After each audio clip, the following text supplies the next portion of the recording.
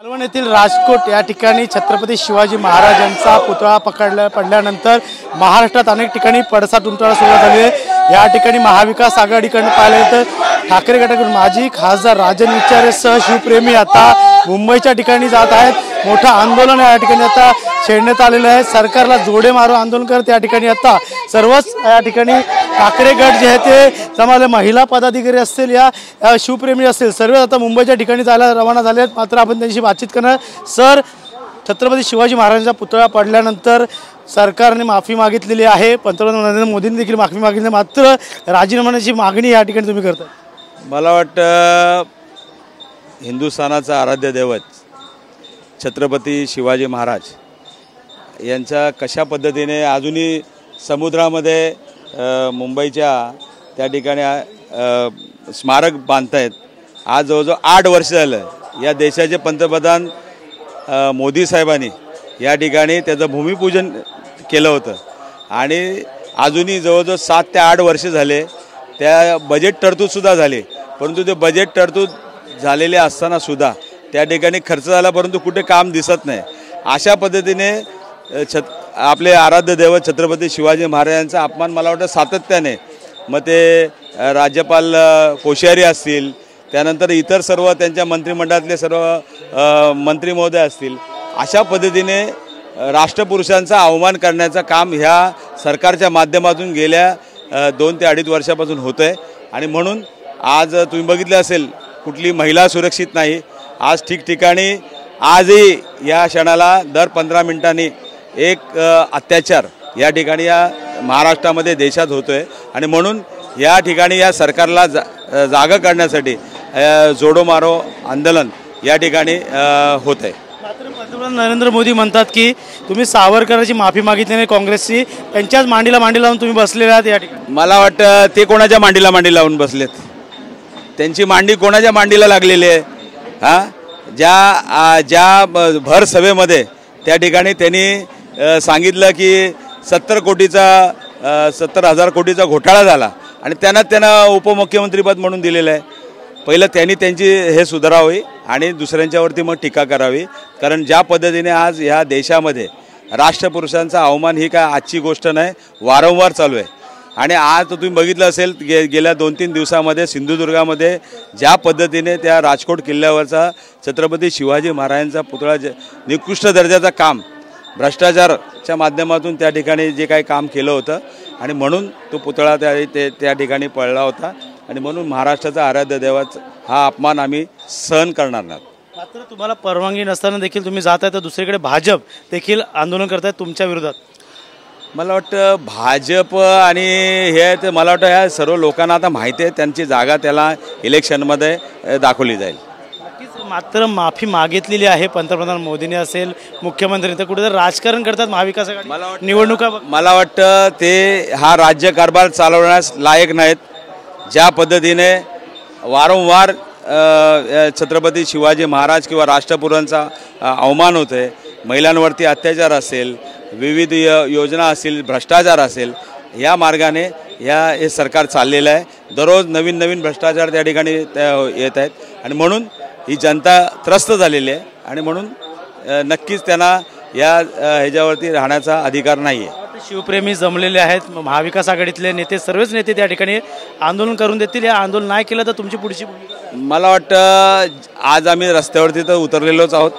कशा पद्धतीने तुम्ही बघितलं असेल या देशामध्ये वातावरण आहे, कशा पद्धतीने खोटे जुमले त्या ठिकाणी दाखवले जात आहेत आणि दिलेले आश्वासन न पाळता आज लोकांची दिशाभूल करण्याचं काम यांच्या माध्यमातून होत आहे। म्हणून जनता या निवडणुकीमध्ये त्यांना त्यांची जागा दाखवतील। मुख्यमंत्री असतील, उपमुख्यमंत्री अजून तिथे गेले नाही, जरांगे आज तिथे भेट देत आहेत मालवणमध्ये। मला वाटतं आज तुम्ही बघितलं प्रत्येक देशातला प्रत्येक जो शिवप्रेमी नागरिक आहे आणि जे देशाचं दैवत आहे, त्यांनी जेव्हा 10 वर्षापूर्वी त्यांचं स्लोगनच होतं की या छत्रपती शिवाजी महाराजांच्या नावावरती त्यांनी त्या ठिकाणी सत्ते आली, परंतु या सत्ता आल्यानंतर छत्रपती शिवाजी महाराजांना ते विसरलेले आहेत आणि म्हणून या ठिकाणी ज्या पद्धतीने त्यांचं ते चालू आहे जनता उघड्या डोळ्यांनी बघते।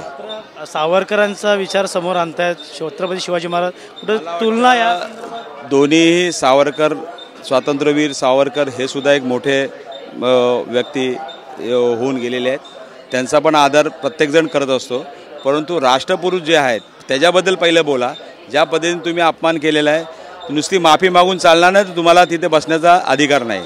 या ठिकाणी आजीबाई आहेत. आजीबाई, तुम्ही चालला त्या ठिकाणी आंदोलनाला मुंबईला, आणि मुंबईला हे झोपलेलं सरकार आहे ना, त्यांना जागं करण्यासाठी जातोय. कारण आम्ही कित्येक आंदोलनं केली, एकाचीही दखल अजूनपर्यंत घेतलेली नाही आहे. हे बिंडोक आणि घरी बसणारं सरकार आहे. आमच्या सरकारला नावं ठेवत होतं की घरी बसून कामं करतात, मंत्रालयात एक दिवस पण येत नाहीयेत. अरे तुम्ही काय करताय? तुम्ही कुठले प्रश्न सोडवताय? महिलांवर अत्याचार होत आहेत, लहान मुलींवर बलात्कार होत आहेत.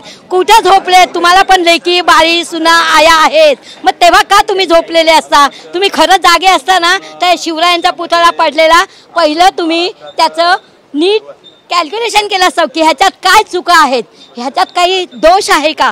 हा पडला कसा? 8 महिन्यामध्ये हा जमीनदोस्त झाला कसा? हे जमीनदोस्त जाताना तुम्ही कुठल्याही प्रतिक्रिया केल्या नव्हत्या का? त्याची शहनिशा केली नव्हती का? मग हे चूक तुमची आहे. चूक तुमची नाही, तुम्हाला परवानगी दिली नाहीये महाराज. तरी आम्ही जाणार, पहिल्या ट्रेनमध्ये मी चढणार, पहिल्या ह्याच्यात मी चढणार आणि पहिल्या ह्याच्यात जोडा मी मारणार.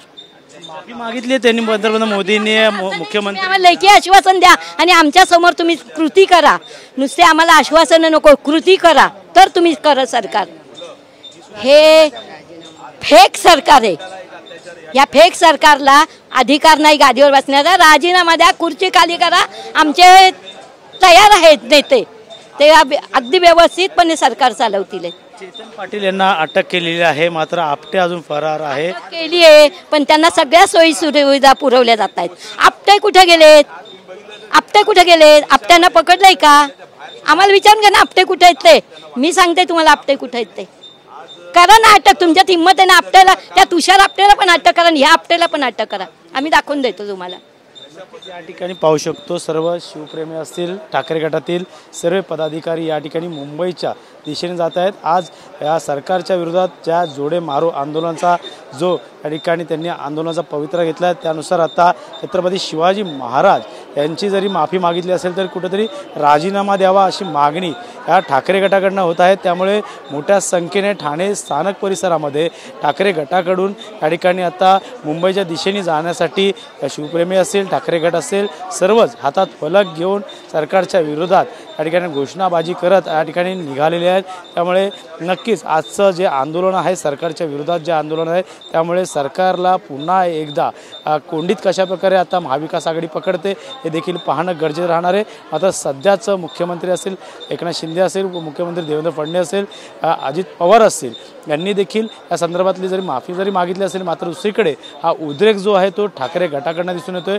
सरकारनं ज्या पद्धतीने काम दिलं होतं, कुठेतरी भ्रष्टाचार झाल्याचा आरोप यांच्याकडनं केला जातो. त्यामुळे या ठिकाणी जे छत्रपती शिवाजी महाराजांचा पुतळ्याची उंची असेल, त्याचं काम असेल, ते पूर्णतः निकृष्ट दर्जाचं झाल्यामुळे हे पूर्ण पुतळा जो पाडण्यात आला. त्यामुळे नक्कीच या ठिकाणी पाहायला गेलं तर हातात फलक घेऊन या ठिकाणी महापुरुषांचा सातत्याने अपमान करण्याचं काम हे सरकार करत असल्याचं या ठिकाणी आंदोलकांकडून म्हणणं आहे. मात्र या ठिकाणी आता मुंबईच्या दिशेने हे सर्व आंदोलक जे आहेत ते निघालेत. त्यामुळे नक्कीच आता पुढे या आंदोलकांना पोलिसांकडनं अशा प्रकारे थांबवलं जाईल का, आंदोलन पुढे करण्यासाठी परवानगी दिली जाईल का, यानुसार सर्व गोष्टी आता समोर येतील. मात्र सध्या तरी ठाण्यातून माजी खासदार ठाकरे गटातून राजन विचारे यांच्या नेतृत्वाखाली सर्वच महिला असेल, पदाधिकारी असेल, शिवप्रेमी असेल, मुंबईच्या दिशेने ट्रेनमध्ये बसून ते प्रवास करणार आहे.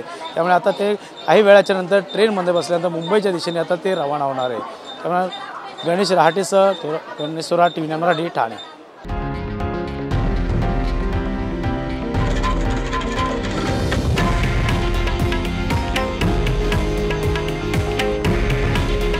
हे आहे देशातील नंबर 1 न्यूज नेटवर्क आणि आपण पाहत आहात TV9 मराठी.